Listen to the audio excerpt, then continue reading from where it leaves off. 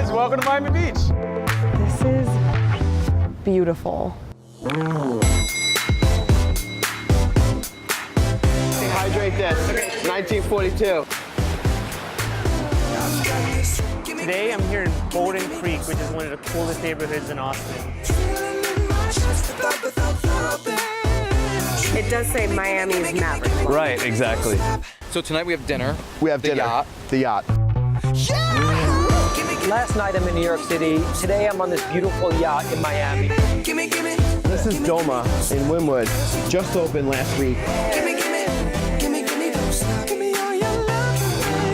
Lake levels rose so quickly that a lot of people didn't have the time to prepare. We got to go check out the rest of Miami. You ready? I'm ready. Let's go.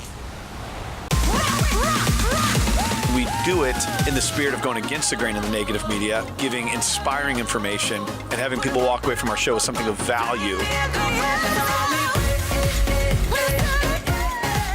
You're seeing a disruption in both the real estate and the mortgage space. A lot of people are just not willing to put in the work. What video does is that it demands an emotional response. You know what I love about this show? It's totally unscripted.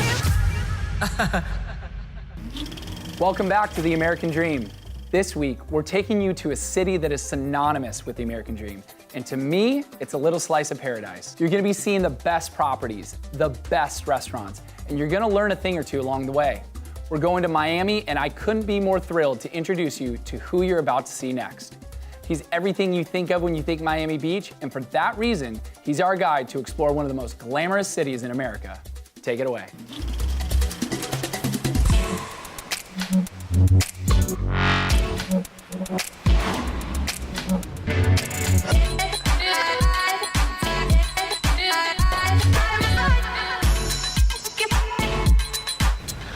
Hey, sunshine. Glenn, what's going on? How was your trip? It was amazing. How are you? I'm doing great. Oh, good. Good to see you. How do you like South Point Park? Oh, this is gorgeous. I could stay here all day. All day? What do you mean all day? Why would I leave? We got to get out of here. What am I going to go see? Well, I do want to eat some Cubano sandwiches, and really, I want to know what Miami is like. Well, listen, Golden Girl, they have water in San Diego. We got to go check out the rest of Miami. All You right. ready? I'm ready. Let's go. By the way, that's the Continuum. Okay. And that's the Portofino. So south of 5th, being one of the most wealthiest communities down here. It's got its own zip code, got its own school district. I feel the affluence here. Time. Great restaurants, Smith & Walensky. You got Il Molino. Yep. Just great stuff.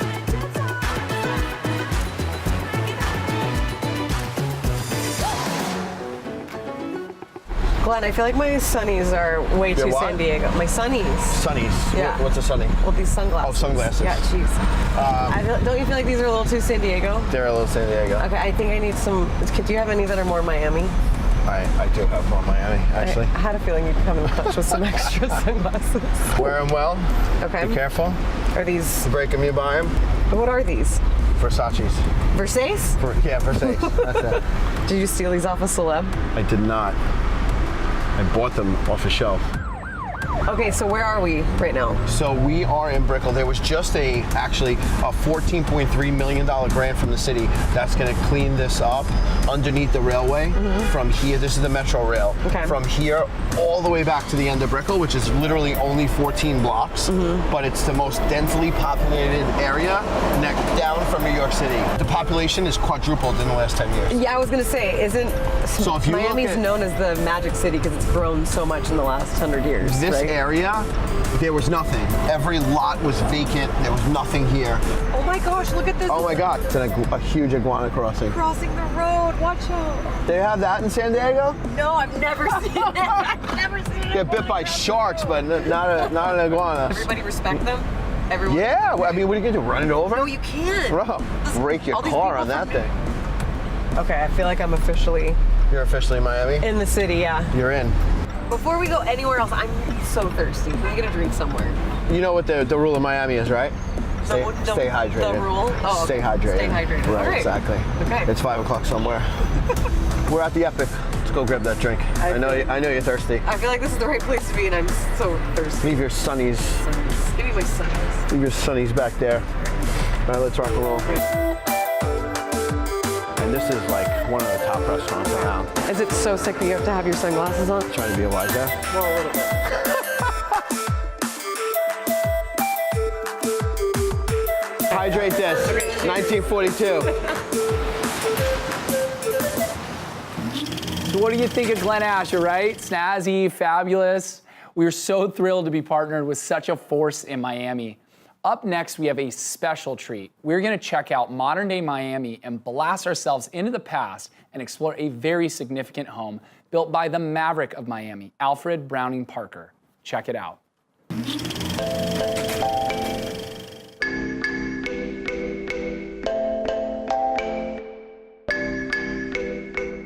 Amit, How's it going? I'm doing well. How are you? I'm doing awesome. Oh, man. Oh, you brought it. I did. Great Hey, to see you. Nice to see you too. Man, I stopped reading books in college.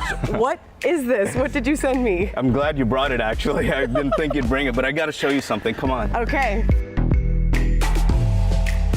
So I'm really excited about this place, and Man. hopefully it starts to make sense Yeah. with the book. This property And is now- amazing. And look at this. The architect, this is one of the most famous architects. Okay. His name is Alfred Browning Parker. Have you ever heard of Frank Lloyd Wright? Yes. So he takes after him. He does so many things with a pretty much a local feel. Sure. And so It does say Miami's Maverick Mall. right, exactly. So he's really good with that, with the architecture. People love these homes. Problem is, living in Miami with the sun and the views and everything, I don't have too many people looking at homes like this. Sure. That's why I send you the book, so maybe you can. That makes sense. You know what? I glanced at it, but I want to know in person. Tell me about this property. I get a sense that it's this mid-century modern Right. with this grand outdoor area, but it's an extension of indoor. Tell me about the Right, property. exactly. So you did read a bit, so that's great. That's great. And so with this property, basically there's lots of woods, lots of darks. So as far as the property, it looks like this inside. Okay. So it's pretty awesome like that. So one of my challenges as an agent was trying to get people to come here and to look at a property like this, because it doesn't have views, like I Sure. mentioned. So what we did is I flew in my videographer from California, all the way from California. Hey. Isn't that crazy? I don't blame you. This home probably had so many great memories in the past. And what we're doing is we're creating a story with memories Sure. like that. And we think we're gonna really totally kill it with the video. The kids are cute. We are so excited about it. And Pull we, at the heartstrings a little bit, make it yeah, emotional. you know, we gotta do what we gotta Completely. do. But I think in the end, someone is gonna love this house. And that's why I sent you the book. I love these type of homes. It really is becoming a trend for people to revitalize a property, anywhere from Seattle to, of course, here in Miami, for Right. people to take these properties, put their own personal touches on it, and really keep some of that character and that history, because there's a lot, as you see in that book, that goes with it. Yeah, and I'm so glad you're so excited about that, because that's the feeling I'm trying to get others to feel. Just attached to the property. Exactly. 100%. Beautiful. Let's check it out. Let's go. Come on.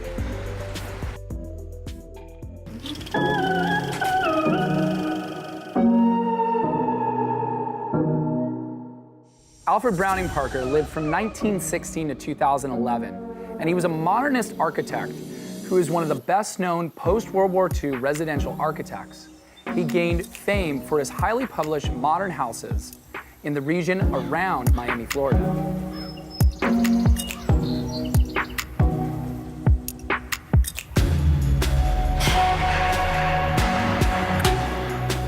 Alfred Browning Parker designed well over 500 projects in his 60-year career. Most notable were his own homes, especially the homes he designed for himself on Royal Road and in Gables Estates.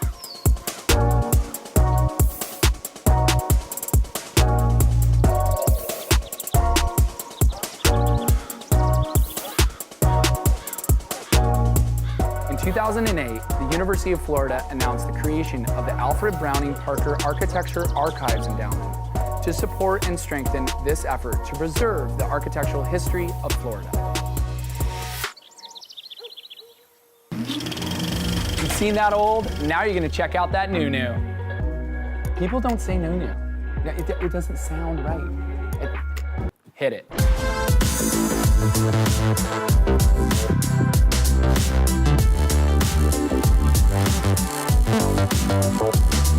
Welcome back to The American Dream. My next guests are Autumn Lapaglia, owner and broker of Legacy Austin Realty, and Gretchen Vance. She is a Lakeway resident and volunteer. Ladies, thank you so much for being on the show today. Thank you for having us. Thank you. We're happy to be here. So, Autumn, I want to begin by talking with you. Explain to me a little bit about what is going on right now in Central Texas. I know that there's been some historic flooding happening in the Austin area. How are things looking right now in the community? Well, our lake levels are just crazy right now. As Austin residents and Central Texas residents, we love our lakes. They're a huge part of our culture, a huge part of our economy, and a huge resource for us that's really important. These lake levels rose so quickly that a lot of people didn't have the time to properly prepare. So now we're looking at homes and communities and businesses that are just devastated, and a lot of them still completely underwater. To give some perspective, Lake Travis is considered at full capacity at 681 feet above sea level. Now, we're usually in a drought, so even getting to 681 is a huge deal for us. But the lake levels actually rose up to 704 feet, which is the highest that it's been in 21 years. So it's just a lot for the city. It's overwhelming for everybody. Even these businesses and these homes that are underwater, it's going to be with lake levels lowering as they are, and they're slowly but surely coming down. It's going to be a long time before they're even above water to start thinking about the process of rebuilding and what that looks like. At the same time, we get our water from these lakes. So because of all the debris and the dirt that's in the lakes from flooding and from opening the dams, our filtration systems are having a really hard time keeping up with producing enough clean water and clean enough water for everybody to drink. So this actually forced the city of Austin into a citywide mandatory boil water notice, which, as you can imagine, caused a lot of discomfort and a lot of inconvenience, a little bit of panic in the city with everybody trying to get bottles of water at the grocery store, schools making sure they have clean water for all the students to drink every day. It's just a lot. So there are very few people in Central Texas who have not been affected by some way, in some way by these floods. Absolutely incredible and devastating. Gretchen, now you're a small business owner, you're a resident of the Lake Travis area, and I understand that you're actually organizing a supply drive to help with local flood relief. Can you tell us a little bit about your role in the Lake Travis community and how people can participate in the relief drive? Yes, absolutely. So we have started a flood relief drive through Lakeway Broadcast, which is a Facebook page of approximately 5,000 members, and we have sent out a list that FEMA has deemed an adequate list for flood relief: bleach, cleaners, things to that magnitude. That list is published on our Facebook page. We do have businesses in the area. We own Electric Avenue Acro, which is an acrobatics and tumbling facility. We are a drop-off site for that flood relief drive, as is MacArthur's. It's a restaurant in the heart of Lake Travis, and Hops and Thyme, also a restaurant in Lake Travis. And Trent Chastain, who owns Hops and Thyme, his house right now is underwater, so he's very directly connected to this relief drive. We have 2 city council members that are running for city council, Lewis and Wendy, who are actively participating in the drive as well. And so they're also helping us collect donations. But people can drop their donations off at MacArthur's, Hops and Thyme, Electric Avenue Acro, or O'Neill's Pool Supply. And we will, once we can assess who needs these things, right now these homes are still underwater. We have restaurants that are only viewable by the rooftop. So this water level needs to come down. We're at 700 feet today, but most of these started flooding in the 690 range. So we have quite a ways to go before we can assess if these things are even repairable or if it's just going to be a tear down and rebuild. Oh, it's just incredible. So much damage with these floods. Autumn, what do you expect in the weeks to come, and how can the community continue to offer their support and assistance to those that have been affected? So there are a lot of questions about what's to come. Our entire lake system operates in a very complex Highland Lake system that has several lakes and many dams that all affect what's going to happen next. If we get rain in different parts of the state, if we get rain in different parts of our city, it can have very drastic results one way or the other. Right now, we're really hoping that the levels continue to come down.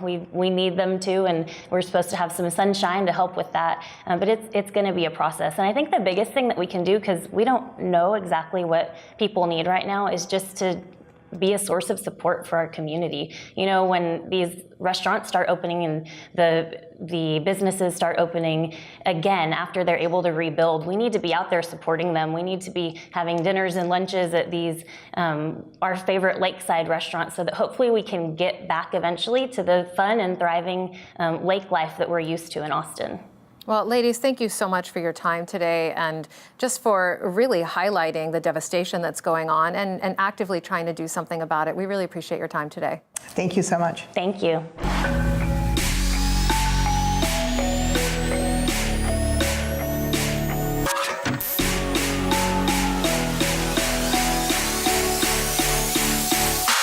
This is Doma in Wynwood.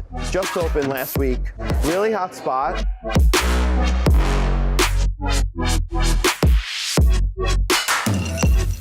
Fine art, fine cuisine. They go hand in hand. That's kind of what Miami's all about. Yeah. You know, the new Miami at least. Yeah. So what was Wynwood like a few years ago? What is it now? Dude, this place was all industrial, no development. So Moisha Mana came in, bought out a ton of space, sold a lot of all the big developers, and they said, you know, this industry district could be transformed from warehouse to new and cool. Yeah. So Wynwood is kind of like the Williamsburg in New York, but not as grungy. Okay. It's got a lot of bars, a lot of restaurants, great food. So the chefs here are actually trained under a Michelin star chef, and they open their own restaurant. Okay. And like, it's small. Look, there's what, 20 tables? Yeah, it's an Great. intimate feeling, but it's also very trendy and warm. That's it. You can just tell it. Whatever's about to come out of that kitchen's going to be good. You normally don't see. Hey, what is up, man? How are you? Pull over a chair. Grab a chair.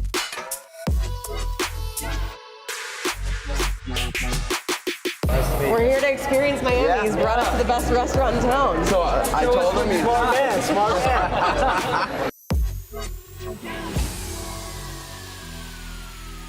Because people can get more than just a restaurant. They can walk outside, they go in the gallery. I know a friend of mine, I think it's a mutual friend, went to the gallery and spent a lot of money and got some beautiful artwork, How right? much is one of the pieces in there? Actually, this artist is Rena, who's a French artist. But you change it, right? They change it every 3 weeks. They change the insulation. Actually, the front of the building changes as well with it. Oh, really? Wow. So That's they pretty cool. repaint the private property in front. You know, Wynwood is totally different than any other neighborhood in Miami. It It's feels really like it.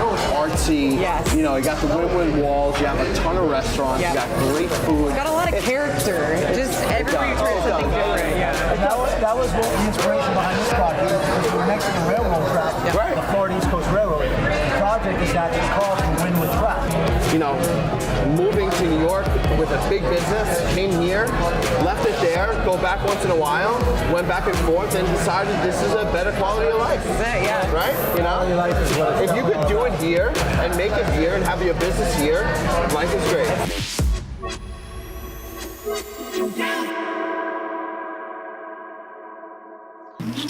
I mean, that place looked awesome. A restaurant built into the train tracks with its own gallery next door. Miami has got it going on. If you thought that was cool, though, wait till you see what we have going on in your town.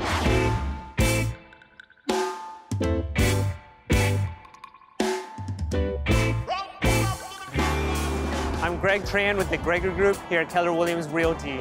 Today I'm here in Bowden Creek, which is one of the coolest neighborhoods in Austin.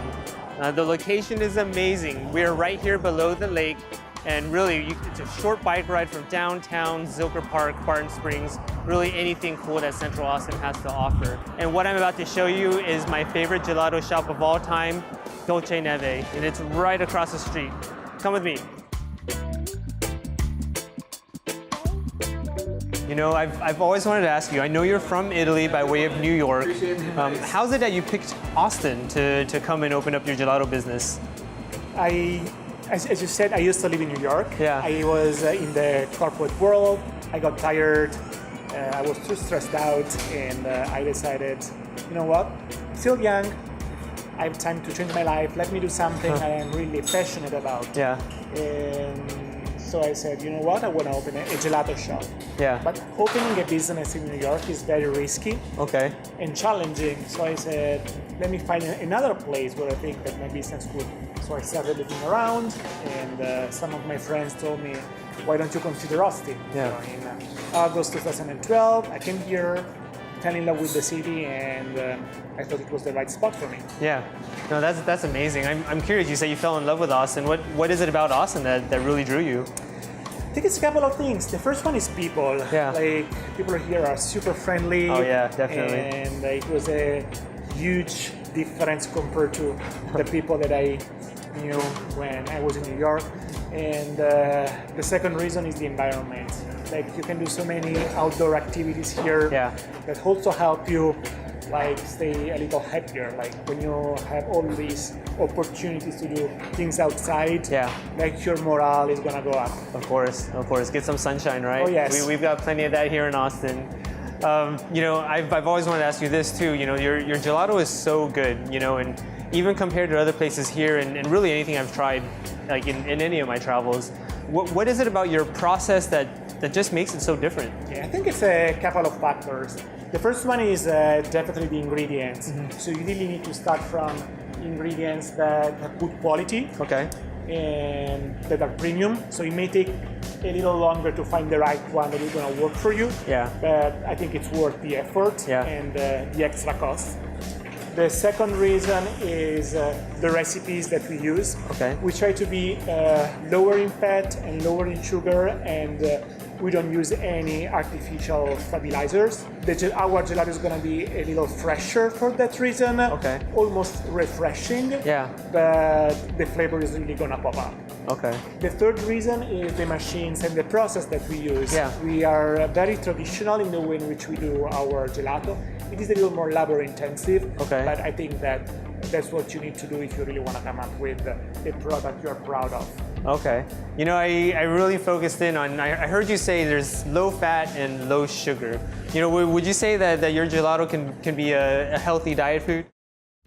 Well, I think that is kind of a stretch. Yeah. At the end of the day, it is still a dessert. Yeah. If you're a healthy individual, I feel like you can definitely have 1 or 2 cups of gelato once a week, and it's gonna make you happier. You know, what's your favorite thing to eat here? Here at Dolce Neve, I would say it really depends on the period. Yeah. Like during the fall and winter, I tend to gravitate toward nut flavors or chocolate. Yeah. So like our organic pistachio. During the summer months, I prefer fruity flavors. Okay. They are going to be seasonal. Those can be sorbet, but also like berry based. Yeah. Okay. Well, thanks. I'm about to go get myself some pecan, chocolate, fruit, everything.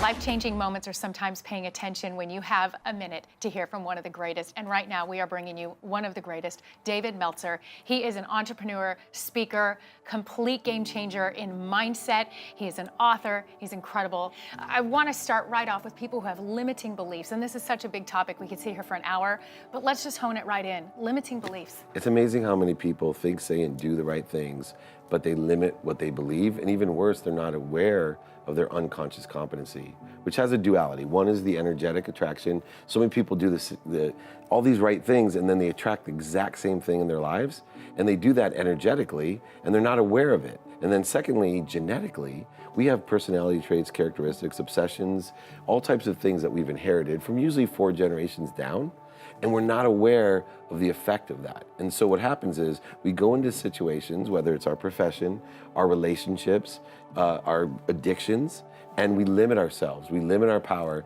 And the biggest problem with people today is they don't ask for enough. You know, I have no problem asking. I can be told no. I'll be told no 1,000 times, but the yes is so beautiful. Yeah, I love no. I have a philosophy about no, right?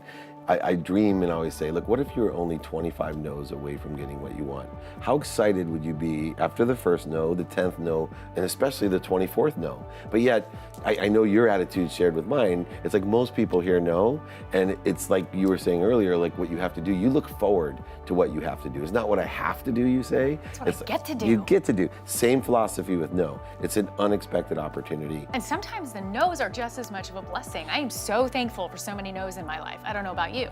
And then the yeses that were right, you're like, oh. And we tend to get this stuck position of kind of groveling in the midst of a no or a stuck. How do you tell somebody when you're sitting in that position that you feel like it's stuck and you don't know which way to go? How do you press through? What I'm looking for is the universe to tell me. So I actually take a universal sense of no.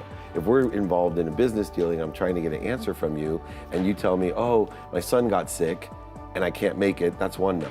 And then maybe my tire breaks when I'm going to see you, that's two no. These could be very legitimate reasons. And at that third, here's the interesting thing about the third universal no, is that if something happens for the third time, and for example, we couldn't do this interview 3 straight times, I would call you, Amy, and say, you know what, Amy, this isn't the right way or the perfect time. I'm very interested in doing it, but I have other things I need to do. When you're ready, please let me know. What happens is 50% of the time, there's no resistance, and someone like you says, oh, let's do it right now.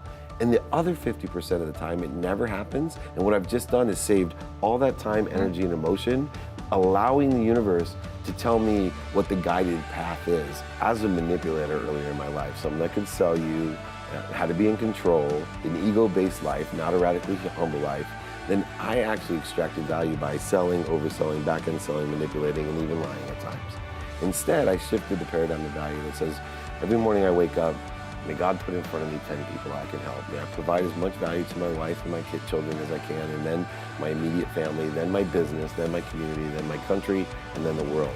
And every single thing that I do is just based on how much value I can provide, trusting in what we talked about earlier, that I create a void for the universe to fill. And if I'm asking correctly, if I'm in receivership, where things are coming through me for others, more and more things happen that I want to happen in my life. I hope that our viewers watching right now even took 10% of what you just shared, because it's life-changing information that literally could shift everything.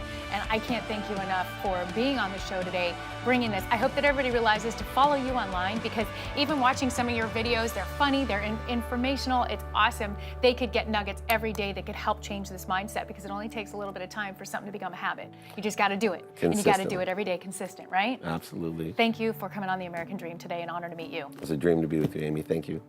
Make sure you follow David Meltzer. Follow us here at The American Dream. Check out his stuff. Follow the positive message that is being sent out. It could change your life. We'll be right back with more. At the end of the day, nothing is promised tomorrow, so it's all about living in the moment today.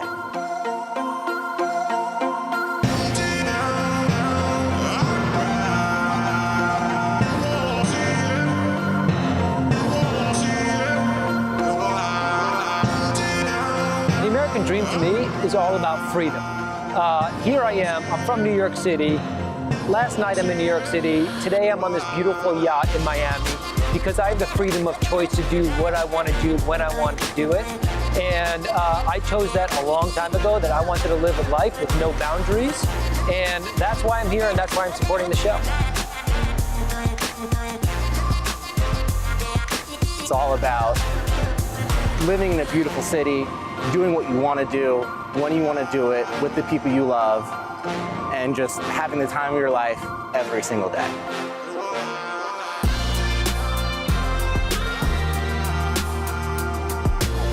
I love the American dream because it's a different angle on getting in touch with some of the real estate, some of the people, some of the communities, and not necessarily just solely based on some sort of a reality TV show and following characters. It's more about what's real in front of you and the subject matter at hand and the community, really, and the surroundings.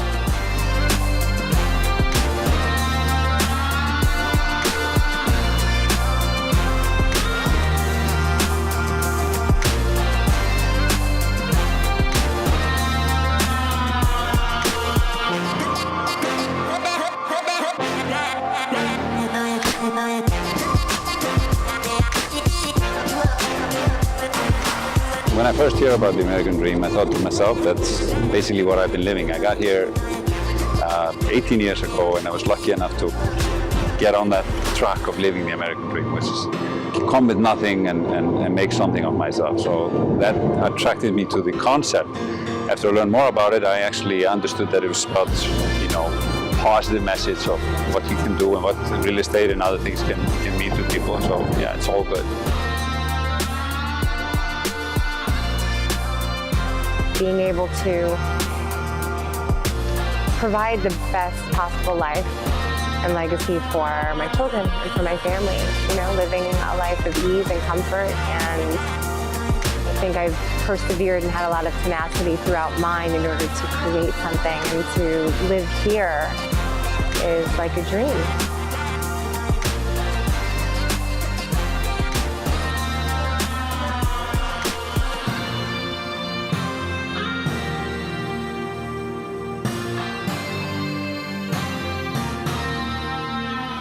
It's all about working hard, doing what you want, and being happy with it.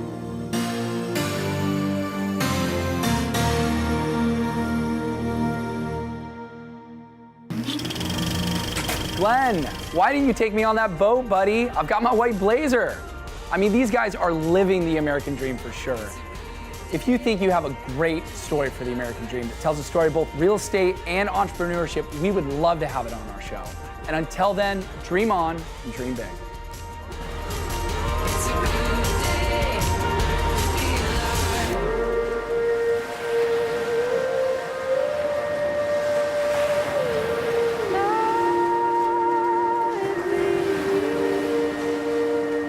Okay. The Cuban lunch today in Old World Land. I thought that was tomorrow. Okay, is that the taco That's place? tomorrow, Perfect. correct.